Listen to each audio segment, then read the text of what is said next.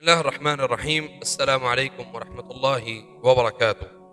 الحمد لله رب العالمين، والصلاة والسلام على أشرف الأنبياء والمرسلين نبينا محمد صلى الله عليه وسلم تسليما كثيرا. أما بعد، قال الله تبارك وتعالى: فاسألوا أهل الذكر إن كنتم لا تعلمون. اگر تمہیں علم نہ ہو تو اہل ذکر سے سوال کر لیا کرو تاکہ تمہارا جو سوال ہے اس کا تمہیں جواب میسر ہو جائے۔ میری کوشش یہ ہوتی ہے کہ جو چیز جو معاملات اور جو حقائق پر مبنی چیزیں ہوں ان کو میں آپ کے سامنے بیان کروں اور ان کو آپ کو بتاؤں۔ آج ہمارا موضوع ہے کہ اپنے خوابوں میں مختلف قسم کے جو جانور دیکھنا اور اسی طرح مختلف اشیاء کو دیکھنا، ان چیزوں کا ہماری روح کے ساتھ کتنا تعلق ہے اور ان کے کہاں کہاں ان کے جو معانی اور مفہوم ہیں اس کو سمجھنے میں آپ کے لیے بھی انشاءاللہ کافی حد تک آسانی ہوگی۔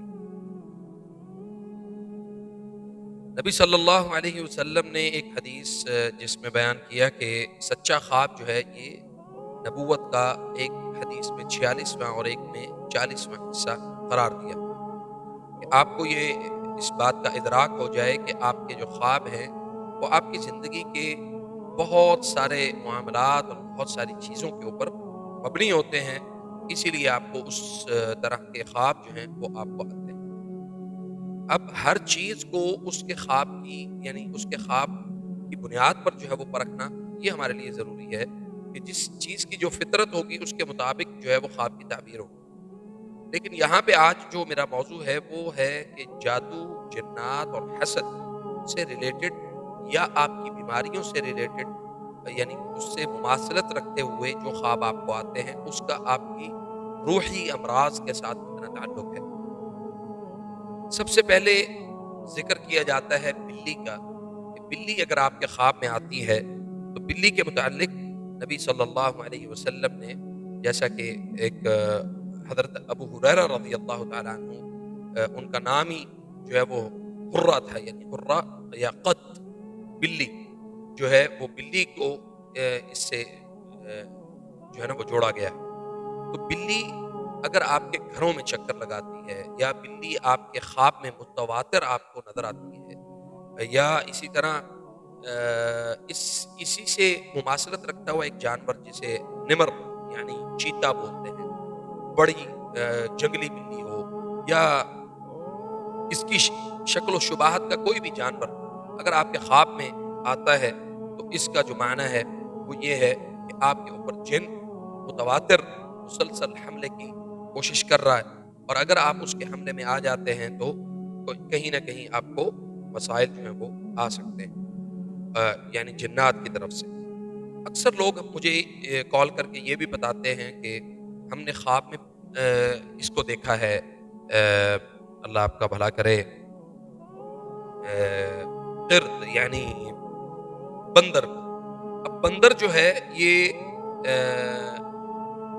یعنی اس کی بہت ساری اقسام ہیں، کچھ بڑے بندر ہیں، کچھ چھوٹے بندر ہیں، کچھ کالے رنگ کے ہیں، کچھ بھدے یعنی عجیب شکل و شباہت والے ہیں۔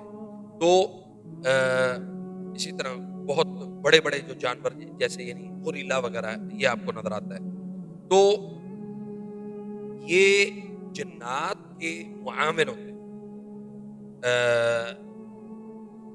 اس کا معنی یہ ہوتا ہے کہ یہ اس طرح کے جنات انسان کے اوپر مسلط ہوتے ہیں جو انسان کو مسروع کرتے ہیں، دورے کی کیفیت ڈالتے ہیں۔ جب آپ کو یعنی کسی ایسے شخص کو دورے کی کیفیت ہو تو سمجھ لیں کہ اس کے اوپر جو جن صارع، ایسا جن جو کسی بھی انسان کو اس کے دماغ کے ٹیشوز کو یا بلڈ سرکولیشن کو بلاک کرتا ہے، روکتا ہے، تو اس کی وجہ سے یہ چونکہ نبی صلی اللہ علیہ وسلم نے، اب میں یہ بھی بتا دوں بعض لوگ اس بات کو سن کے بڑے حیران بھی ہوتے ہیں کہ جی کیسے روک سکتا ہے اندر داخل۔ نبی صلی اللہ علیہ وسلم نے فرمایا کہ ان الشیطان یجری من ابن آدم کمجری الدم، جیسے میرے جسم میں خون دوڑتا ہے اسی طرح شیاطین جو ہیں وہ میرے خون میں دوڑتے ہیں، چکر لگاتے ہیں۔ تو اس بات کو یاد رکھیں کہ جب جنات اور شیاطین آپ کے جسم میں داخل ہوتے ہیں تو ان کی یہ کیفیات ہوتی ہیں، اور انسان کو کبھی بڑے بندر نظر آتے ہیں، کبھی چھوٹے بندر نظر آتے ہیں. تو اس لیے اس سے مراد جو ہے یہ بھی لیا جا سکتا ہے کہ جیسے یعنی یعنی آپ کو بیمار کرنے کے لیے اصل ان کا جو مقصد ہے. اسی طرح خوابوں میں اکثر لوگوں کو خاص طور پہ جو روحانی امراض کا شکار ہیں ان کے ساتھ ایک جو خواب ان کو نظر آتا ہے وہ خنزیر نظر آتا ہے. خنزیر جسے ہم سور بولتے ہیں. اور اگر یہ خواب آپ کو نظر آتا ہے تو یاد رکھیں کہ یہ ایسے افراد دل کے امراض کا شکار ہوتے ہیں، اور اموات یعنی موت کے خیالات بہت زیادہ آتے ہیں انہیں. اور اسی طرح ان کے ساتھ جو بعض معاملات یعنی جسمانی بیماری کے معاملات ہوتے ہیں وہ. اور تیسرے نمبر پہ ایسے افراد کہیں نہ کہیں سود کے جو کاروباری معاملات ہیں اس میں شامل ہوتے ہیں، اس میں ملوث ہوتے ہیں، اور ان کے کھانے اور پینے کے معاملات میں جو چیزیں ہیں وہ یعنی رزق حلال جو ہے وہ ان کو نہیں میسر ہوتا. اللہ اکبر. اور اسی طرح اس سے یعنی اس سے مراد یہ بھی لیا جا سکتا ہے جو ہم خنزیر کو اکثر لوگ دیکھتے ہیں، اس سے مراد یہ بھی لے سکتے ہیں کہ ان کے جو معاملات ہیں زندگی کے وہ روک دیے گئے. سبحان اللہ. یعنی اللہ کے حکم کے بغیر کوئی کسی کو نقصان نہیں دے سکتا، کوئی فائدہ نہیں دے سکتا. جو انسان کے لیے جو گڑھے کھودتے ہیں سمجھ لیں کہ وہ اس کے لیے وہ گڑھا کھودا گیا. اور اسی طرح اکثر لوگوں نے یہ ہمیں بتایا ہے کہ جی ہمیں خواب میں شیر نظر آتا ہے. شیر کا نظر آنا جو ہے وہ یہ بات اس کو ذہن نشین کر لیں کہ یہ رتبے میں سب سے بڑا جن، یعنی وہ جنات جو اپنے رتبے، اپنی قوم اور اپنی نسل میں جو سب سے بڑے جنات ہوتے ہیں یہ مسلط ہوتے ہیں اس جن کے اوپر، یعنی اس شخص کے اوپر. اس کے لیے نبی صلی اللہ علیہ وسلم نے ایک جو مسلم اور ترمذی اور حاکم اور نسائی اور مختلف حدیث کی کتب میں ایک جو دعا نبی صلی اللہ علیہ وسلم اکثر پڑھا کرتے تھے، وکان النبی صلی اللہ علیہ وسلم یقول اللہم انی اعوذ بک من اسد و اسود.